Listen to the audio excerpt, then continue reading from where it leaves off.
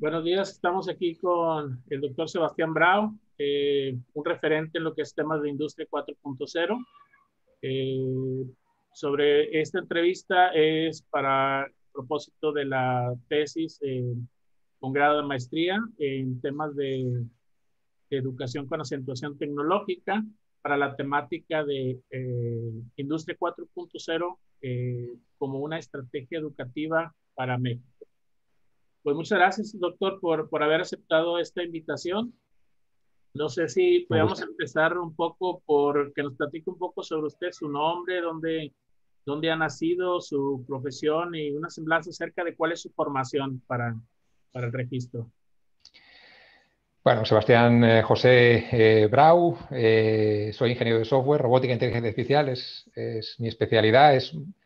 Soy un loco de las fábricas, a eso le he dedicado mi vida profesional desde siempre. He escrito algunos libros alrededor de ello, de lo importantes que son para la sociedad, de cómo siento que debemos de cuidarlas para una sociedad sana, porque entiendo que son el lugar donde realmente las sociedades crean valor, más allá de especulaciones y de triquiñuelas de todo tipo, ¿verdad?, que vemos en el mundo de hoy en día. Y bueno, pues como te digo, he dedicado mi vida a ese ámbito. Yo, pues como desde mi formación técnica en inteligencia artificial, siempre con esa visión de la fábrica en su evolución tecnológica y el camino hacia, con una visión muy específica. Soy español, como habréis notado mi acento, y nací en un pueblito de la costa mediterránea que se llama Vinaròs, ese pueblito que divide Cataluña de Valencia, de las dos comunidades. Okay. Y bueno, pues es un gusto. Como sabes, José Ramón, a ti y a mí pues nos une, aparte de un muy feliz trabajo profesional, una amistad. Así que para mí ya sabes que es un gustazo, claro que sí. Muchas gracias, profesor. Este, eh, actualmente, ¿nos puede comentar dónde estás laborando y cuánto tiempo tiene experiencia en temáticas de Industria 4.0? Llevo 20 años en la misma compañía. Son esas cosas que no son tan habituales, ¿verdad? Pero con mucha felicidad y con mucha ilusión de cada día progresar. Yo soy seguramente uno de los primeros locos de una tendencia de la industria 4.0 que se llamó 4.0 de potenciamiento del ser humano y que gira alrededor de una subindustria o una idea no contraria, ¿de acuerdo?, sino complementaria, pensando en balancear, digamos, las dos industrias 4.0, la de sustitución del ser humano y la de potenciamiento del ser humano, ¿de acuerdo? Básicamente esta división de la industria 4.0 se basa en inteligencia artificial, ¿vale?, para crear herramientas diseñadas desde el momento en el que nacen para elevar las cualidades humanas, eliminar nuestras debilidades como humano, que si me despisto, etcétera. Todo lo que en una fábrica o en un centro de trabajo nos hace débiles frente a una sustitución robótica, para ganar un tiempo a esta generación de jóvenes que tenemos hoy en día en las fábricas, ganarles un tiempo para que puedan todavía otra década, esperemos, con ilusión, tal vez una década y media, competir todavía con la otra tendencia de sustitución robótica y hacer más suave, más llevadera esta transición de la cuarta revolución industrial, por el impacto que tendría que fuera absorbida la tendencia de robotización, sustitución humana, demasiado rápido, ¿de acuerdo? Trabajo, como te digo, hace 20 años en Ailin, que seguramente es una de las industrias, una de las empresas icónicas dentro de esa división de la industria 4.0. Es una empresa norteamericana de Silicon Valley, capital, bueno, del Valle del Software. ¿Qué se puede decir del Bayer Software, verdad? Justamente creo que, que parte de lo que ella mencionó tiene que ver con la siguiente pregunta que le quería hacer. ¿Qué es importante saber justamente sobre la historia de las revoluciones industriales? Porque desde la Revolución Francesa, de la Revolución Industrial, digamos, en Inglaterra, como que hubo algo que no sucedió bien, que no salió bien, ¿no? Y la gente se molestó y quemaron empresas. Entonces, como que sí fue un avance tecnológico, industrial, pero por otro lado una disrupción social, ¿no? O sea, ¿qué nos deja la historia respecto a las revoluciones industriales que han sucedido en el pasado como para tenerla en mente en esta revolución industrial que representa la industria 4.0? A ver, las revoluciones, con tu permiso, no me voy a, no me voy a posicionar en lo político, ¿verdad? Porque no es nuestro tema, ¿verdad? Seguramente, como buenos ingenieros, sabemos que cuando uno se mete en un tema que no es el suyo, seguramente no va a acertar, ¿no? Claro. Pero en lo que compete a lo que es las revoluciones del trabajo, que eventualmente yo creo que nuestra generación ha tenido o tiene la suerte de estar en primera fila en una de las revoluciones más brutales que hemos vivido en la historia de la humanidad, así, literal. Creo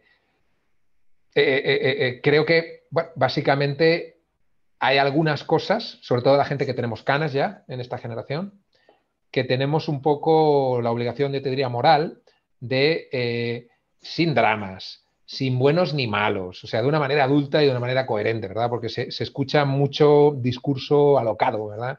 Y yo creo que más bien lo que se necesita es todo lo contrario, ¿verdad? Es un discurso sólido, ¿de acuerdo? De gente que realmente tiene ilusión por hacer algo de lo que intuimos puede ser negativo y está en nuestra mano poder hacer alguna acción o poder intervenir en alguna manera para mejorarlo y directamente tomar la acción, ¿vale? En ese sentido, ¿a qué me refiero? A ver, yo creo, Sebas, ¿tú crees que realmente la revolución nos va a llevar a un futuro peor? Que hay mucha literatura ahora mismo de apocalipsis. No, la verdad es que yo no creo en absoluto que vayamos a un futuro peor. Yo estoy convencido de que si Dios quiere, en el futuro será mucho mejor. Lo que me preocupa no es tanto a dónde vamos, sino es el periodo de transición, ¿verdad? Porque por primera vez en la historia de la humanidad, o sea, como tú bien has señalado, las revoluciones, bueno, después de haber transitado, normalmente dejan unas sociedades hasta la fecha. No siempre ha sido así, ¿eh? O sea, después del Imperio Romano vino un periodo de oscuridad total, ¿de acuerdo? O sea, a lo largo de la historia de la humanidad no siempre hemos ido a mejor. O sea, hemos tenido momentos donde, digamos, cuando se pierde el orden por completo, digamos, eso no es coherente. Lo que yo siento es que hoy en día vivimos en una sociedad donde las cosas que antes pasaban en 100 años ahora pasan en 10. ¿Vale? O sea, es como todo muchísimo más acelerado. Y básicamente lo que entiendo es que esta revolución que eventualmente tenemos encima de la mesa y es una evidencia total, ¿no? Hay mucha gente. O sea, las primeras reacciones humanas son echarnos los trastos a la cabeza, ¿verdad? Vamos a poner un muro porque la culpa es del el enemigo externo. Siempre la culpa es del otro, ¿verdad? Mi abuelo me decía, ¿verdad? Ese chiste te gusta mucho a ti, José Ramón, que cuando señalas a alguien, 4 dedos te señalan a ti, ¿verdad? Pero es muy humano, ¿eh? Es muy humano culpar al prójimo y, bueno, y realmente una de las razones, si uno se mira de verdad, datos serios de verdad, en cuanto a qué está pasando con el tejido laboral y cuál puede ser el impacto realmente de la revolución industrial que estamos viviendo, se da cuenta que más allá de la externalización de empresas que sucedió durante un periodo finales de los 90, principios del 2000, de manera intensa, hace muchos años ya que las pérdidas de puestos de trabajo no se deben a externalizaciones, sino a automatización. ¿De acuerdo? Y bueno, pues básicamente eso, como te digo, para mí no tiene por qué ser intrínsecamente malo. Yo soy ingeniero de software, robótica e inteligencia artificial es mi especialidad. Por supuesto que puedo entender la curiosidad y lo que nos mueve a todos, a los que nos dedicamos a la tecnología, a desarrollarla, y lo bueno y lo bonito y lo maravilloso que puede ser un futuro donde determinadas tareas repetitivas que no aportan valor a nadie que las tenga que hacer, no sea necesario hacerlas, ¿no? Pero en el Inter, debido a determinados eventos vitales, como comentabas antes, uno, un momento determinado, se para a pensar y dice, oye, ¿sabes qué? Esta simulación que uno hace de la proyección de cuáles son los problemas actuales, la velocidad, los cambios, qué hay de distinto en esta revolución a las previas, le hace temer alrededor de la velocidad de la transición. básicamente, que es lo que te estoy diciendo. Yo no creo que vayamos a un futuro peor, pero creo que si nuestra generación no hace algo, la gente que hoy tiene 20 años y está entrando a las fábricas, ¿verdad?, que se egresaron ayer o que están todavía entrando a la universidad, les vamos a tener que decir, acabados de licenciar, que ya no los necesitamos, ¿eh? No. Que se vuelvan a formar.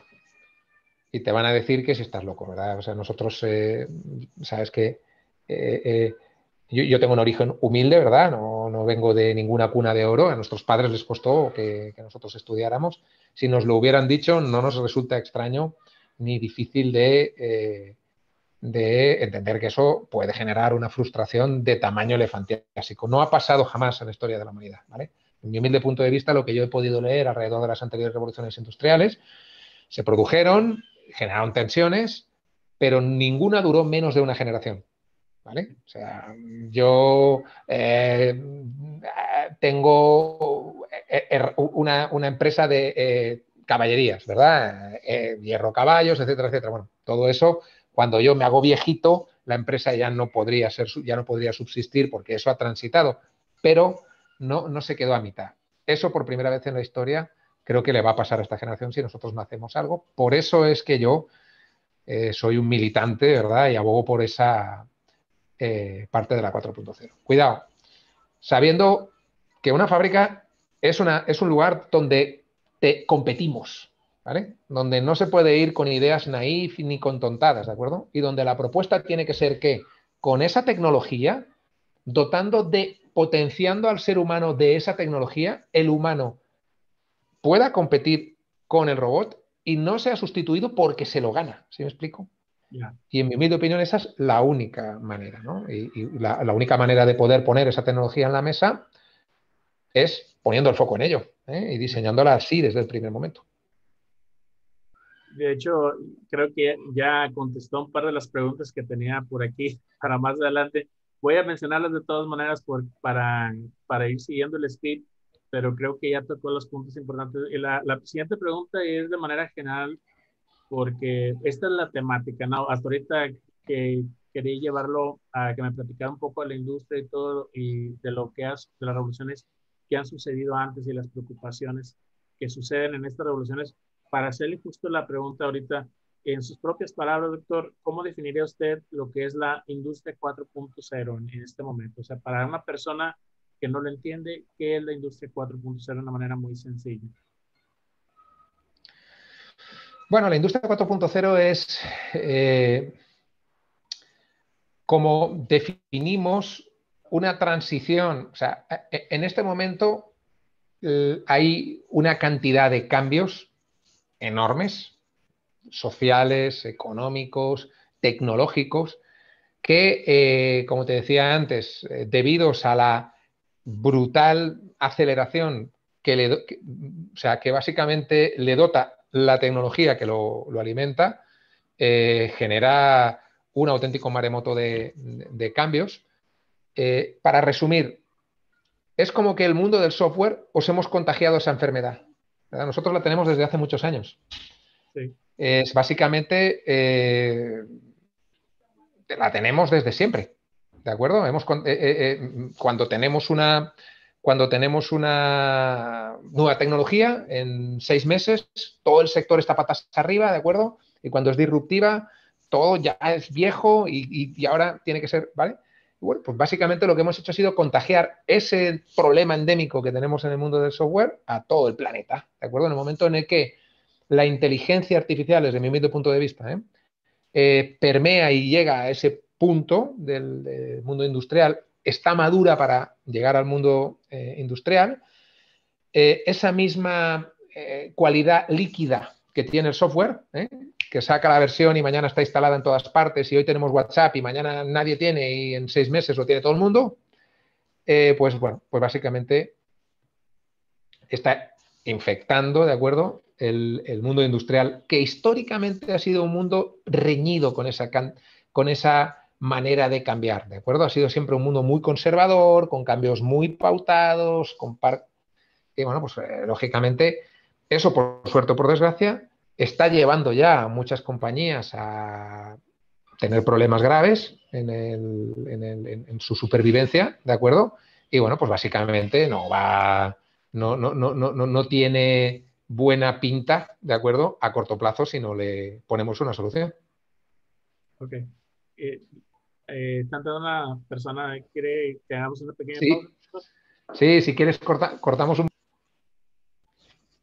Bueno, doctor, antes de la pausa nos quedábamos pues, resumiendo un poco lo que son lo que es ahora la industria 4.0 nos hablaba acerca de tecnologías como la inteligencia artificial, pero ahora aplicadas a la industria, ¿no? Más o menos eso fue lo que resumía, lo que entendía de lo que estaba concluyendo. No sé si quieren resumir un poco esta idea en esos términos. Sí, básicamente es un poco lo que te decía. La industria 4.0, debido a la velocidad de los avances tecnológicos que la impulsan, ahora mismo es un maremoto, ¿de acuerdo? Es una tormenta perfecta que viene por todos los lados, por el lado de la robótica, el IoT, la realidad aumentada, pero sobre todo y ante todo para mí, la inteligencia artificial, y que básicamente tiene como componente crítico la velocidad, ¿vale? La cuarta revolución industrial es una auténtica huracán, ¿vale? Es muy rápido, los cambios son muy combinados y muy rápidos y, bueno, básicamente es un poco lo que te comentaba. Os contagiamos al resto del planeta, ¿de acuerdo? Un mal, entre comillas, mal que tenemos en el mundo del software desde siempre, que es esa velocidad, esa disrupción continua, cuando aparece una tecnología nueva que deja obsoleta a otra y todo pasa inmediatamente a mejor vida y hay que transitar a una velocidad de vértigo, ¿no? Y bueno, te decía que es especialmente para mí riesgoso porque el mundo industrial nunca vivió así. Siempre fue de cambios más lentos y más pautados. Claro. Fíjese que justo también traía por aquí una pregunta que ya la mencioné un poco. Eh, de manera general, decíamos, bueno, la industria 4.0 habla de tecnología aplicada a la industria. Mencionaba usted algunas tecnologías ahorita, ¿no? Decía IoT, el Internet de las Cosas y otras tecnologías. De manera general, ¿cuáles son estas tecnologías que están involucradas hoy en la industria 4.0 de manera general? Sea de reemplazo, sea de potenciamiento del ser humano. Digamos, los cuatro grandes impulsores ahora mismo, para mí la pieza clave no tanto es la robótica, que ya la tenemos desde hace muchos años, sino es gira alrededor del dato, el manejo del dato, la previsión del dato, de qué va a pasar, de cómo va a pasar, etcétera, etcétera, etcétera, ¿de acuerdo? Y para eso básicamente necesitas, o la transición se produce con una fábrica que habla sobre qué es lo que le está pasando y un cerebro, ¿de acuerdo?, que lo entiende, porque claro, la enorme cantidad de data que puede producir una fábrica, no estamos hechos los seres humanos para comernos 55 terabytes por segundo, ¿de acuerdo? Entonces necesitamos menos información, más simple y al pie, y si somos buenos para otras cosas, para tomar decisiones y demás. Bueno, básicamente eso implica la robótica, por supuesto, es uno de los impulsores, pero el IoT, la realidad aumentada y la inteligencia artificial, para mí, son las tres piezas más valiosas de la 4.0 de potenciamiento del ser humano. Sentir, que la fábrica sienta y emita, con IoT, que puede estar basado en IA también, lo que llamamos IIoT, pero también con, digamos, realidad aumentada, que es, sin lugar a duda, el interfase a través del cual nos manejaremos en la fábrica. Hoy todavía esa manera de trabajar es a través de pantallas táctiles, etcétera, pero estamos en el momento en el que se transita ya a la realidad aumentada y al final el pivote alrededor del que gira todo es la inteligencia artificial, lo que convierte. A mí esas son las tecnologías clave. Big Data, cosas relacionadas con Big Data, es algo que le ve Sí, sentido. considero fusionado Big Data con IA, te diría. Ok, muy bien. Al final, la tendencia de Big Data para mí es una... hoy en día están puramente fusionados. En la primera idea original se trataba de manipular y aprender a manipular para fusionar diferentes fuentes de datos, etcétera, etcétera, etcétera, etcétera. Durante, digamos, el proceso en el que se iba configurando eso, llegan las redes neuronales a su madurez y lo barren. Y bueno, la lógica es ahora mismo una red neuronal, básicamente, te da una información más escueta de lo que finalmente pasa, con lo cual el Big Data, digamos, forma ya parte para mí intrínseca de lo que hoy percibimos como IA. Claro. Y algunas otras tecnologías, pues, que son prácticamente habilitadores de estas, ¿no? Por ejemplo, quiero decir, ciberseguridad, cloud, todo este tipo de tecnologías, como que son habilitadores de estas otras que ha mencionado usted, ¿no? De la inteligencia, del Big Exacto. Data, Exacto, ya te eh, digo, todo lo que es la infraestructura para ello. claro. Eh, En términos generales, doctor, ¿cuáles son los beneficios que tiene la industria, hablando en términos generales, cuáles son los beneficios que busca la industria al aplicar este tipo, la industria en particular estas tecnologías en su día a día? ¿Cuáles son los beneficios que se esperan, que espera la industria?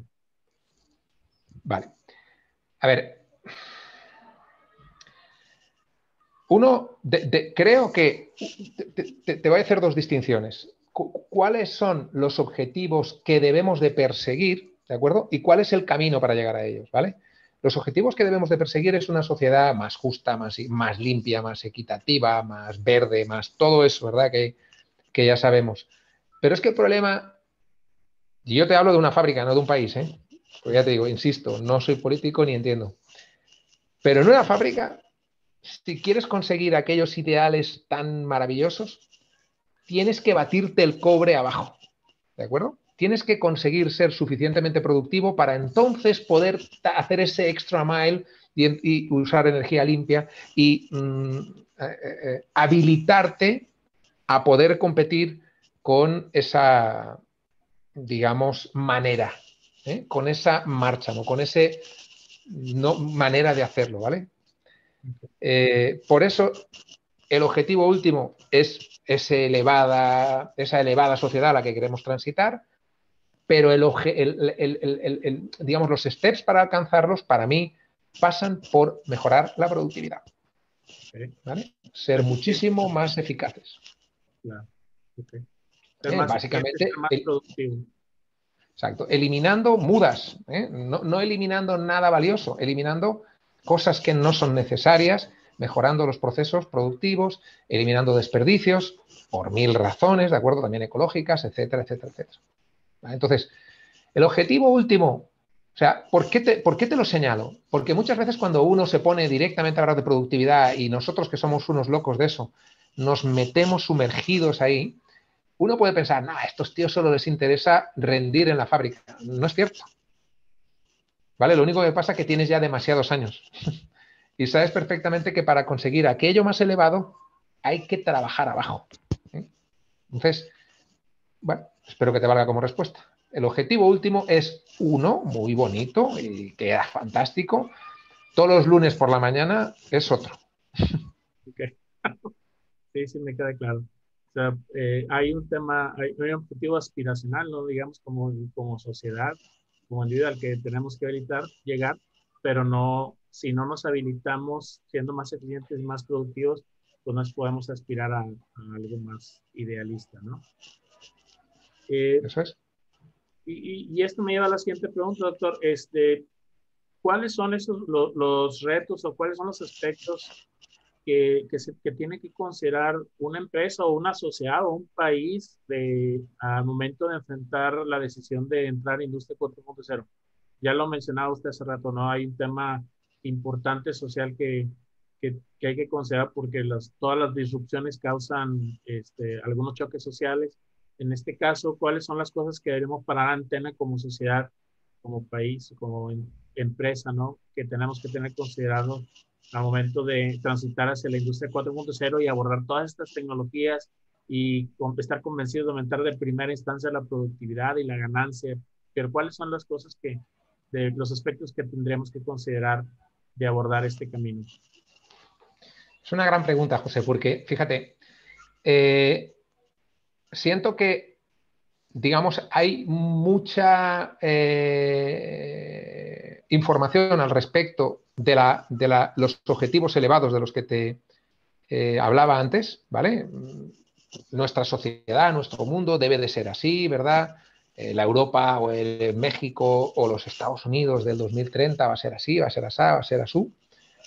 Y falta fontanería, faltan fontaneros, ¿vale? Es decir, y la mayoría de los retos están ahí, por tu pregunta, de ¿dónde están los retos? Están en transformar esos ideales en acción ejecutable, ¿de acuerdo? Es decir, yo quiero que México en el año 2030 tenga esta tasa de paro, este nivel de bienestar, este nivel de protección social, ta. Quiero que sea una industria limpia, quiero todo eso, ¿de acuerdo? Ok. Lo que yo creo que falta y donde están los retos más grandes, ¿de acuerdo? Está en planes de verdad con posibilidades de transitar ahí. Y siento, ¿de acuerdo? Desde hace años veo pasar planes que no pasan a la siguiente fase, ¿de acuerdo? O sea, se habla de la idea macro, pero no se toman acciones ejecutivas para transitar a ellas, ¿de acuerdo? Y ahí es donde eventualmente están los retos más grandes. Por ejemplo, si tú dices, oye, primero que nada, ¿qué harías? Pues como cualquier ingeniero, ¿de acuerdo? Te dan un problema, analizas la situación. Oye, mira, pues yo tengo una cantidad de población con esta formación, un poco lo que tú señalabas, necesitamos una capacitación, de qué manera, dónde, cuándo y cómo se va a ejecutar, qué resultados va a dar, cómo vamos a poder transitar para hacer qué, ¿de acuerdo? Para eso, primero, puede parecer una tontería, pero a la velocidad que se están moviendo los cambios tecnológicos que están habiendo, si no tienes una buena visión perimétrica, una buena idea macro, si no hay unas cabezas muy claras y digamos con la experiencia necesaria en la parte de arriba, en la primer eslabón de transformación de idea a ejecución, normalmente se ejecutan tips. Pues vamos a poner IoT, pues vamos a tal, sin realmente saber a qué nos va a llevar cada cosa, ¿sí? Ahí está el problema para mí. Y esos son los retos más grandes que eventualmente tenemos hoy a nivel Estado, que sabes que yo también colaboro con algunas instituciones, tanto aquí en Europa como en el otro lado. Pero el problema básico está ahí. Llegas muchas veces, te encuentras un plan fantástico en el objetivo último, ¿de acuerdo? Con, digamos, fisuras que lo inhabilitan absolutamente porque esperan resultados que no van a suceder, que no se van a dar porque, por ejemplo, descansan en tecnología que no está bien visionada su desarrollo a medio plazo, que van a quedar obsoletas, por ejemplo, porque hay otras tecnologías que están en su primavera y las van a arrasar, por ejemplo, ¿de acuerdo? Y cuando, digamos, estás en un diseño de algo que tiene como fundamento algo tan cambiante como la tecnología, estás casi en los mismos problemas que tenemos los managers de una ingeniería de software. ¿De acuerdo? Cuando tenemos que diseñar un software para dentro de 10 años, tienes que acertar sobre la evolución de todas las tecnologías hasta ese día que tu producto pueda salir al mercado. Bueno, 4 o 5 o lo que tardes en desarrollarlo. Es otra locura, ¿verdad? Porque dices, bueno, ustedes los del software están en todas partes, ¿verdad? ¿Dónde quieren más estar? Pues no lo sé, pero desde luego ahí hacen falta. Sí, sí, totalmente de acuerdo. Y ahorita que platicaba esto y es un tema también importante de considerar, desde usted, tienes que tener el fin último, pero tienes que tener bien estructurado un plan que te lleve hacia allá, ¿no? Y en este sentido, algo que ya mencionó usted anteriormente, que me gustaría que ahondáramos un poquito, es en esa decisión de si usar tecnologías que son de reemplazo o utilizar tecnologías que más se vayan por el camino de potenciar al ser humano, ¿no? O sea, hablaba usted al inicio de que ustedes son apasionados de las tecnologías de industria 4.0, pero de las que son enfocadas al potenciamiento del ser humano. ¿Puede platicar un poco de esa decisión, de esa situación ética, digamos? Sí, no es complicado. Te cuento el chiste. Recuerdo hace una buena temporada, ¿verdad? Siempre de alguna manera, desde el principio de mi carrera, yo he tenido una vocación al respecto de de ese concepto, ¿de acuerdo? Que aquí en Europa al principio éramos unos pocos locos, ¿de acuerdo? Pero no a muy tardar, insisto, de un enfoque maduro, ¿eh? Porque mucha gente se cree que esto es Alicia en el País de las Maravillas y no, ¿de acuerdo? O sea, una fábrica es un lugar donde se trabaja duro y es competitivo, etcétera, ¿no? Pero desde esa postura y de esa posición, siempre, ya te digo, he creído en la parte de potenciamiento del ser humano. Sucede que en un momento de la historia, incluso para nosotros, la IA, sobre todo la inteligencia artificial, empezó a acelerar a una velocidad que ya era estratosférica. Y hubo un momento donde me senté un día y dije, nos vamos a hacer daño. ¿Cómo fue? Bueno, básicamente yo estaba con unos amigos en un bar en San Francisco. No sé, los frikis de la IA, ¿verdad? Salimos por las tardes alguna vez y nos enseñamos la última IA loca que nos hemos sacado en laboratorio, ¿de acuerdo? Y uno de ellos se sacó un terminal y me dijo, dile que te quieres divorciar. Llevaba una conversacional y otra IA dentro. Me dijo, dile que te quieres divorciar. Digo, bueno, de momento mi mujer me aguanta, oye, díselo, verás. Bueno, total, me hizo 4 o 5 preguntas y me sacó un contrato de divorcio estratosférico. ¿De acuerdo? Con toda la jurisprudencia europea, californiana, cruzada. Te imaginarás que el tema mío está complicado, ¿verdad? Acojonante. Lo sacó todo brutal. Bueno, yo no le di mayor importancia, nos echamos unas risas, unas cervezas y me pillé el avión para volver a España, eran ya vacaciones y me iba a mi pueblito, ¿verdad? A ver a mis padres. Cuando llegué, mi hija mayor, pues tenía un amigo, ¿verdad? Me habían dicho que era un amigo y venía a cenar. Y el chico pues ya le tocaba ir a la universidad ese año. Y pues lo típico, cuando acabas de la cena un poco, bueno, pues ¿qué vas a estudiar? Cuenta. Y me dice, quiero ser abogado. Y yo venía, ya te digo, bajaba del avión, nada, me eché a dormir y nada más llegar por la noche, la cena. Me pegó como un flash, ¿no? Porque el chaval era un chaval también de familia humilde, igual que yo, ¿verdad? Y yo estaba viendo, él como muchísimos otros universitarios, sentía que iban a ser disruptados de una manera masiva y que la mayoría de gente que lo estábamos viendo en primera fila no estábamos hablando lo suficiente al respecto de eso. Ese día, ¿verdad? Decidí escribir otro libro, ¿verdad? Un poco que hablaba al respecto de esa disrupción y, bueno, humildemente he reforzado, he redoblado mis esfuerzos. Sabes que pues he dado muchas conferencias un poco para intentar transmitir en la medida de lo posible, ¿verdad? Hasta que la pandemia nos puso a todos en casa y ahora, ¿verdad? Lo hacemos desde casa. Pero en la medida de lo posible, en lo que me da la agenda, que no es mucho, ¿verdad? Siempre que puedo, me acerco con la universidad o a un lugar donde puedan escuchar sobre todo los jóvenes, porque yo creo que ellos son los primeros que saben, ¿verdad? Que aquí pasa algo raro y que ese algo raro viene para cambiar cosas muy sustanciales, ¿de acuerdo? No son cambios pequeñitos. O sea, tú le preguntas a un chaval hoy de 20 años y dices, oye, ¿tú crees que cobrarás la jubilación? Y se te echa a reír. Y dicen, cobrar la jubilación, si esto va a ser un desmadre, ya verás tú, no sé qué. O sea, realmente ellos son como creo que mucho más conscientes de...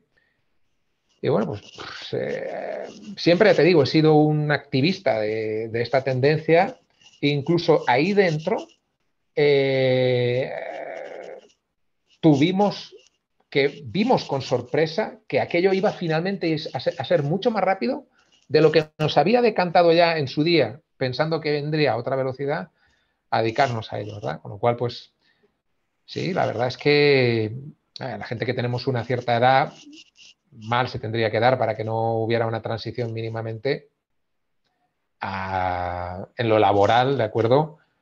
Que no sé cómo pueda suceder, porque la verdad es que yo creo que dependiendo de la velocidad a la que se vaya, digamos, produciendo el próximo cambio tecnológico, sobre todo alrededor de la IA, hay un punto a partir del cual resulta muy complicado predecir nada en el futuro cómo será, insistiendo en que la raza humana ya ha demostrado 1000 veces que sabemos solucionar problemas y sobre todo cuando son gordos y están en la mesa, ¿verdad?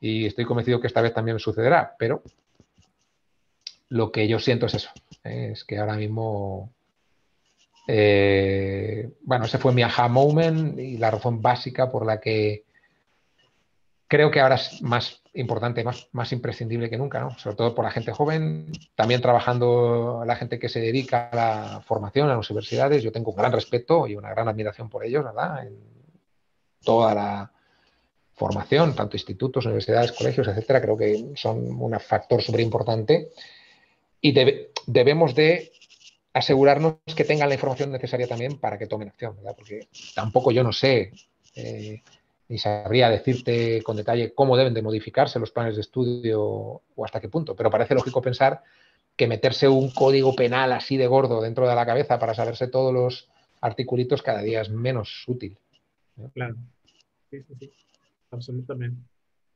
Y muy interesante. Y ahora, ahorita que tocamos este tema de la educación, volviendo al tema de específicamente de la industria 4.0, tal vez, y hablando solamente de la industria 4.0, el potenciamiento del ser humano, que creo que esa es la clave. Eh, en su opinión, doctor, cuáles son los temas puntuales y las habilidades en las que se debería formar a las personas? Estoy hablando de las personas que participan en la industria, ¿no? En industria 4.0. Y tal vez pues gente que se esté todavía a nivel técnico preparándose para esto, o gente que ya está laborando y que desconoce totalmente esto digamos, en Monterrey, por decir algo, ¿no?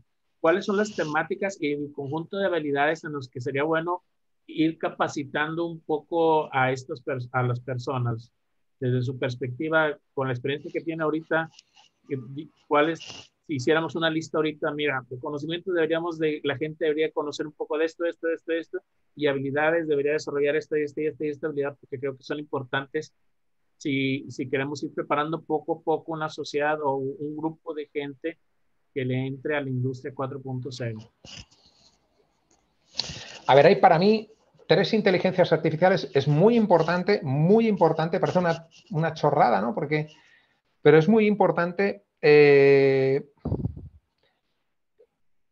en la medida de lo posible y a la velocidad más rápida posible, digamos, en el centro de trabajo, la persona que llega sepa convivir con ese compañero de potenciamiento del ser humano que tiene que ser y que es la IA, ¿de acuerdo? Entonces, para poderte contestar, te diría, voy a señalarte las 3 piezas clave, las 3 inteligencias artificiales clave que yo creo que alteran cómo resulta el trabajo. Y desde esa óptica seguro es más simple y verás cómo enseguida conectamos los puntos para definir cómo debe de ser la formación para encajar bien con ese Pepe Grillo, ¿de acuerdo? Con esa otra entidad, con ese otro ente que convive con nosotros en el centro de trabajo, para encajar al máximo con él y hacer un muy buen equipo y finalmente competir, ¿no? Esas 3 inteligencias artificiales básicamente son las redes neuronales convolucionales, que son inteligencias artificiales que ven el mundo y traquean, persiguen, miden, controlan, registran. El casco de Iron Man, ¿sí? El casco de Iron Man es una red neuronal convolucional. Bueno, tiene una red, o lo que uno ve cuando ve el cine, ese cuadrito que va moviendo y cronometrando y calculando todo al milímetro, cada cosa, etcétera, etcétera, etcétera. Ok. Eso es una red neuronal convolucional. Eso es una realidad hoy en día, ¿verdad? Nosotros, José Ramón, a ti no te tengo que convencer porque nosotros las instalamos cada día, ¿verdad? Las redes neuronales convolucionales son capaces de, en un entrenamiento adecuado, reconocer cualquier cosa, medirla, sentirla, controlarla, contarla, pasarla, hacerla. Ok. Punto 1. Un centro de trabajo donde no es importante eso, tiene una serie de cambios. Punto 2. La IA conversacional, ¿de acuerdo? Es decir, tenemos que acostumbrarnos a tener un puesto de trabajo donde yo convivo con otra inteligencia artificial o con otra inteligencia, con un asistente 24/7 que me ayuda a cualquier cosa, normalmente donde yo no soy bueno, que es memorizar datos, acumular datos, cruzar, guardar, acostumbrarnos a todo ese flujo cotidiano, ¿de acuerdo? En el centro de trabajo estamos acostumbrados a tener una comunicación limitada. Yo me traen material, ejecuto, trabajo, pongo, doy. Ok. Imagínate que en todo momento tú pudieras tener información a full. Los cerebros no están inhabilitados en el centro de trabajo, ¿verdad? Siguen trabajando y muchas veces uno se pregunta, ¿esto no se habrá equivocado? Todo eso existe hoy en día y es otra de las piezas nucleares. Es una IA Lean que nosotros llamamos, que es básicamente el cerebro que acumula todo lo que está sucediendo en la fábrica, y una conversacional, ¿de acuerdo? Que finalmente para el usuario termina siendo una conversacional. Una IA con la que yo hablo. Oye, estoy pensando que tal. Tal. Pues, ¿qué está pasando? ¿No? ¿Estás seguro que este terminal? No, puede ser que eso, otra pieza clave. Y por último, los RPAs, ¿de acuerdo? Que son robots de escritorio, básicamente, que los entrenamos hoy en día para hacer registros en cualquier sistema corporativo, en el MES, en el ERP, cualquier sistema corporativo, ¿de acuerdo? ¿Cuál es el impacto que tiene esa IA? Esa IA es una IA, si quieres, sustitutiva, ¿de acuerdo? Pero ahí entramos a lo que estábamos diciendo. A la hora de conformar un centro de trabajo, ¿de acuerdo? Tienes que construir aquel centro de trabajo donde eventualmente se sea competitivo eliminando la mínima cantidad de personal, ¿de acuerdo? Y sacándole toda la potencia al personal que usas, digamos, en la estructura, ¿vale? Y como te digo, esas tres inteligencias artificiales, de nuevo lo mismo, por esa capacidad líquida de expansión a toda velocidad, etcétera, etcétera, etcétera, incluso mucho más que las robóticas, que también van a tener un gran impacto, alterarán masivamente el centro de trabajo y creo que la formación debe de girar un poco alrededor de eso. Parece chorra, pero no entendemos absolutamente qué es lo que hace una convolucional, ni cuál es la utilidad que nos puede dar, ¿de acuerdo? Etcétera, etcétera, etcétera. Bueno, en el conocimiento, primero en los cargos intermedios, de cómo eso puede darnos utilidad para reconstruir los centros de trabajo y ocupar adecuadamente a las personas que allí haya, está la primera necesidad de formación. Inmediatamente después, una vez adaptado ese centro de trabajo, está la segunda. Lógicamente, yo ahora ya sé que llego aquí y mi trabajo consiste en aquello que hago, hacerlo muy bien y darle mucho valor, ayudándome, apoyándome en sistemas IA para eliminar todos los fallos tontos que eventualmente me hacen menos productivo, ¿vale? Segunda formación, ¿vale? Y por último, en lo que es la imputación de datos en el ERP, ¿de acuerdo? En las herramientas corporativas, muchas veces el personal que utilizamos hoy son picadores de datos. Agarran un dato, tiqui, tiqui, tiqui, tiqui, tiqui, en un papelito, lo meten dentro del sistema informático y luego, ¿qué frutos sacamos de ese dato? Pues la mayoría de veces muy poco. ¿Por qué? No nos da tiempo. Yo tengo el personal justo para meter el dato y luego tengo un informe y se acabó. Bueno, la propuesta creo debe de ser, en esa última parte, la data, digamos, es introducida de manera autónoma por sistemas RPA y esos puestos de trabajo deben transitar a puestos de trabajo de explotación de datos, de entender el dato y apoyados con sistemas IA, por supuesto, simular mejoras de producto, cambios de la línea de producción, estructuras, calidades, todo eso continuamente en un centro de trabajo, ¿de acuerdo? De una manera mucho más proactiva. Esa debe ser la transición de ese tercer puesto de trabajo, ¿vale? Excelente. Ahorita mencionaba, digo, como lo entiendo, estas tres cosas serían como que las grandes habilidades, ¿no? Dominar las redes neuronales convolucionadas, la IA conversacional y los RPAs, como que serían sí conocimientos, pero también habilidades, el poder manejarlas, este tipo de avances tecnológicos, ¿no? Pero en el fondo siempre como que hay temas como conceptuales que la gente tiene que un poco manejar, ¿no? No sé si le haga sentido a usted entonces que la gente también tenga que ser capacitada, digo, no a profundidad, pero sí entender temas de Six Sigma, temas de Total Quality Management, de Canvas, Genvas, Eileen, OES, o sea, que entiendan esos temas de manera general para poder en esos términos darle una aplicación, como mencionaba usted en este segundo punto, de poder aplicar la inteligencia artificial, pero en un sentido práctico, ¿no? Si hace sentido para usted, ¿qué cosas serían importantes ahí no sé si son como antecedentes o como cosas que sí debe la gente tener en su cabeza, porque si no entiende eso, no va a entender cómo usar la inteligencia. Absolutamente sí. Y fíjate, en los 3 lugares que te he señalado, en los 3 puestos de trabajo, se tiene que entender mucho mejor el Lean, que al final le llamamos Lean, pero no deja de ser un compendio de normas de cómo mejorar, cómo ejecutar un trabajo mejor, a la primera, más rápido, más eficazmente, sin errores. Cómo eliminar problemas de calidad en los productos que fabrico. Cómo ser más eficaz. Cómo no tener paros tontos y mudas y pérdidas y desperdicios estúpidos, etcétera, etcétera, etcétera.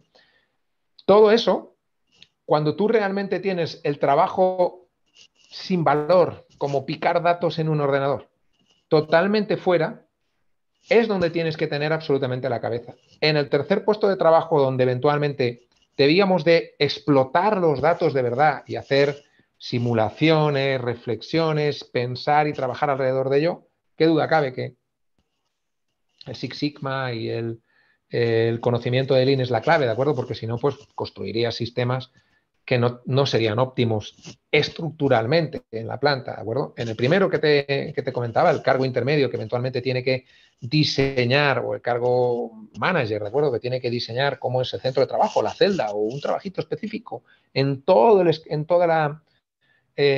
eslabón, lógicamente, tiene que entender cuál es su alternativa más eficaz, también en lo estructural y en lo formal, ¿de acuerdo? Como digamos, trabajo en sí. Y en esa filosofía de planta hipercomunicada, donde el operario está 24/7 en línea con una inteligencia artificial que le escucha, le ayuda, anticipa sus problemas e inmediatamente pone la alerta a cualquiera cuando él lo solicita, es una, si te paras a pensar, es una extrapolación extrema del Gemba, de la idea básica del Gemba, ¿de acuerdo? Donde eventualmente los problemas específicos en plantas se viven en planta y son transmitidos en un corriente sanguíneo sin paro, absolutamente continuo, ¿de acuerdo? Donde eventualmente también en ese segundo puesto de trabajo el tener fundamentos de Lean Manufacturing es para mí crítico. O sea que absolutamente sí, José. Eh, ya me quedan todavía algunas preguntas antes de la pregunta de cierre, doctor. Y bueno, ya quisiera que, eh, que me ayudara a aterrizar con su experiencia, eh, ya hablando de lo. Usted ha estado mucho en México y en otros países haciendo implementaciones de Industria 4.0, particularmente con la plataforma de Aileen.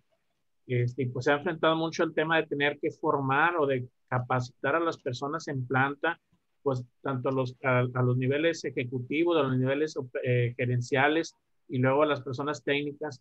Eh, ¿Cuáles son las herramientas, las técnicas, hablando de una técnica presencial, una técnica remota, de cuáles han sido sus experiencias de lo que brinda resultado y de las cosas que tienen algunas limitaciones en este sentido de formar, digamos, ya en los proyectos, en el día a día, en temas de Industria 4.0? ¿Qué es lo que le ha funcionado a usted? ¿Qué es lo que ve que funciona? ¿Qué es lo que ve que no funciona? El medio, no te digo que es igual, pero es perfectamente viable trabajar en línea hoy en día a unos niveles de eficacia muy similares, ¿de acuerdo? A la presencialidad. La presencialidad siempre tiene ese punto adicional, ¿verdad? Pero no es sine qua non para mí. O sea, hoy en día las ventajas, ¿de acuerdo?, de poder trabajar en línea son tan enormes que eventualmente no, o sea, superan los inconvenientes que los tiene, ¿de acuerdo?, el no tener presencialidad. Ya te digo, en ese punto te diría que cualquiera de las dos alternativas tiene que, si haces las cosas bien, si hacemos las cosas bien, llevar a buen puerto. ¿Qué me ha funcionado en la vida? Hay que simplificar, José. Nosotros los técnicos, la gente que tenemos una cierta información en la cabeza, a menudo la escribimos en un papel y nuestras primeras versiones son complicadas de entender, como un diablo. Sí. Son complicadas de entender, ¿no? Entonces, hay que trabajar más, tenemos que seguir puliendo todos nuestros planes de formación para hacerlos simples de entender, mucho más simple, y siempre seguir trabajando para simplificar y obsesivamente, ¿de acuerdo? Porque una fábrica es un lugar donde las cosas pasan muy rápido, hay cargas de trabajo elevadas, la gente llega por la mañana, se mete en la fábrica como el que se mete en una lavadora y a última hora de la tarde lo expulsa para que su esposa todavía le tire un poco más de las orejas, ¿verdad? La gente habitualmente cuando nos metemos en una fábrica, o bueno, o el esposo, ¿verdad? Para muchas mujeres que también son amantes y locas de las fábricas, es muy exigente, es muy intensivo, etcétera, etcétera, etcétera. Y cualquier formación que no simplifica casi telegráficamente las cosas y las hace fáciles, no se acaba implementando.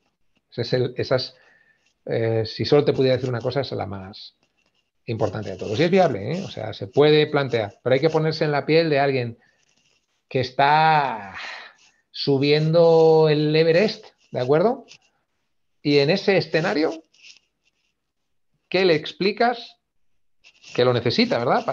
Para subir y terminar de subir si quieres, pero ¿qué le explicas? Que te escuche, ¿sí? Desde ese punto de vista. Está en un esfuerzo elevado, con 14.000 cosas que atender a la vez.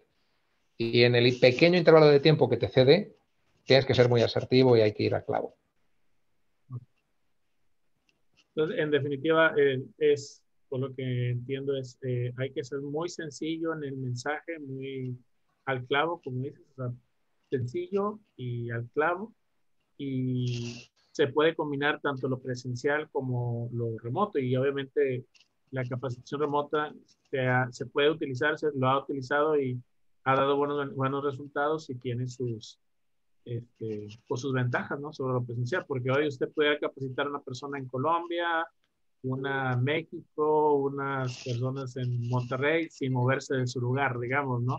Y en una semana podría capacitar a todas las personas estas, cuando de manera presencial a lo mejor representaría el reto del traslado y todo eso, ¿no? Claro. Perfecto.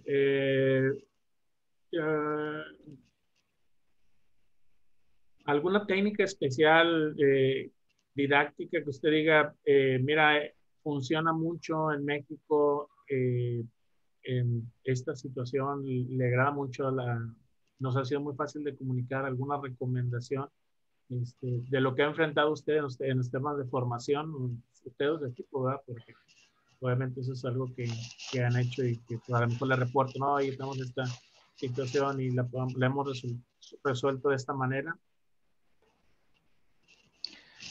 Un ejemplo.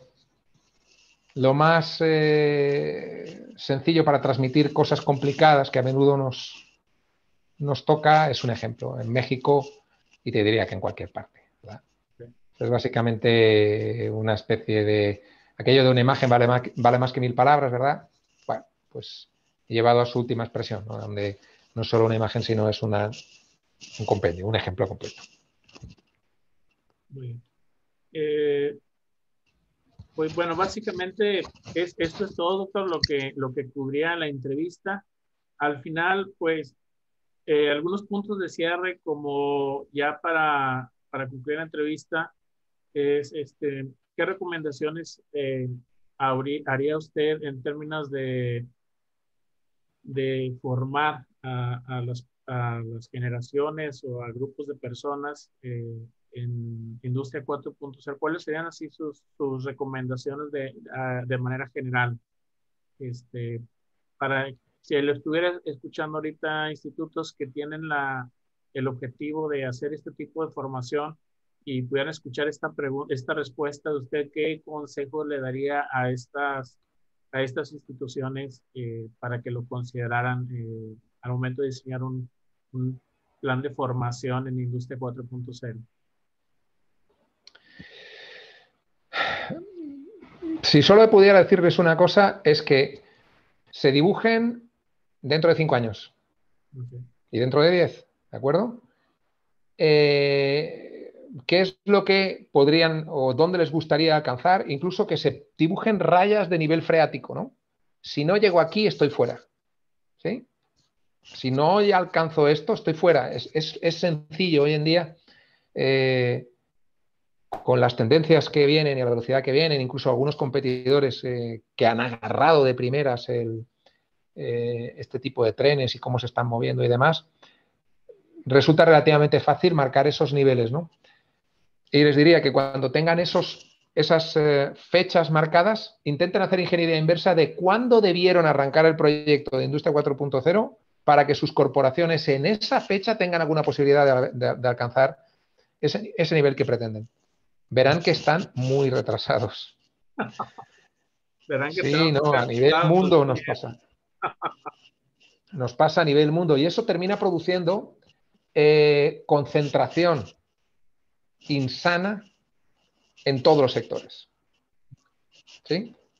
No voy a nombrar empresas, pero resulta que la empresa que pilla esa comba saca gorrazos del mercado. Y cada semestre hay otro unicornio, que llaman, ¿verdad?, en los States, otro unicornio nuevo, ¿verdad?, que está facturando una cantidad de miles de millones estratosférico y que, ni duda cabe, van a tener que agarrárselas, pero bien los machos, para que no barra todo el mercado entero. Porque los demás nos hemos dormido miserablemente. Mientras todo eso iba sucediendo, ¿sí me explico? Ojalá eso no suceda en todos los sectores de manera mecánica o en demasiados sectores de manera mecánica, porque normalmente eso concentra demasiado para el gusto de un viejo como yo, ¿verdad? Todo, ¿verdad? Es mucho más sano que pueda haber sociedades abiertas, con competencias abiertas y muchas empresas compitiendo duro y dando la batalla en un mercado, ¿verdad? Entonces, les diría básicamente eso, a nivel Estado, a nivel nación, a nivel empresa o a nivel lo que sea. Si tú haces un poco una proyección, a veces resulta más sencillo marcarte, no, por aquí seguro que dentro de 10 años, bueno, dentro de 10 años, ok, ¿y cuándo? Hazte una transición más o menos. ¿Cuánto crees que puedes tardar en alcanzar eso? ¿No? Te va a tocar correr, pero a lo bestia. Ese sería mi último tip, si quieres. Muy bien. Podría dar mil, ¿eh? Pero hay que, o sea, ¿qué planes debería de hacer?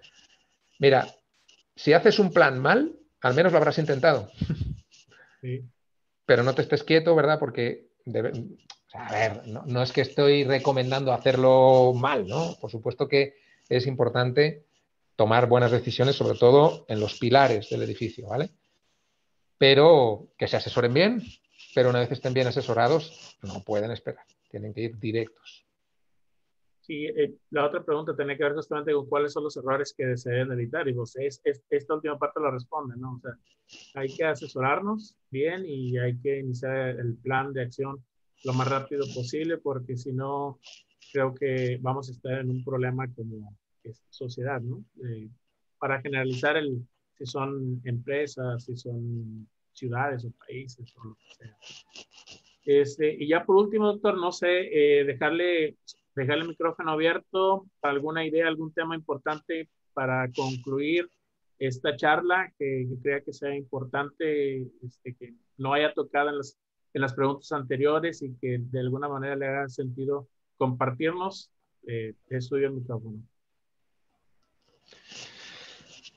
Poco más, agradecerte la confianza, ¿verdad? Es un gusto, como siempre, compartir un ratillo contigo y con toda la gente con la que quieras eventualmente compartir esta agradable conversación. Y nada, ya sabéis que aquí tenéis un amigo y en lo que humildemente puede ser de utilidad cuando uno ya tiene una cierta cantidad de canas, ¿verdad? Es lo que le apetece, ¿verdad? Es poder ser de algo de utilidad en ese sentido. Para mí es un gusto. Así que aquí me tienes. Aquí me tenéis. Listo, muchas gracias, maestro. Vamos a dar por terminada entonces la entrevista. Eventualmente me daría mucho gusto compartirle el resultado del trabajo. Le agradezco de antemano y quisiera ver si podemos mantener el contacto, pues, para algunas cosas que puedan ir surgiendo todavía en el transcurso de la conclusión o de la generación de esta tesis.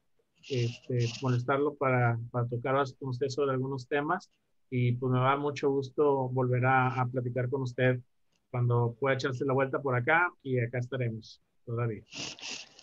Venga, un abrazo, cuídate mucho. Muchas Cuidaos gracias. por ahí. Voy a dejar de grabar en este momento.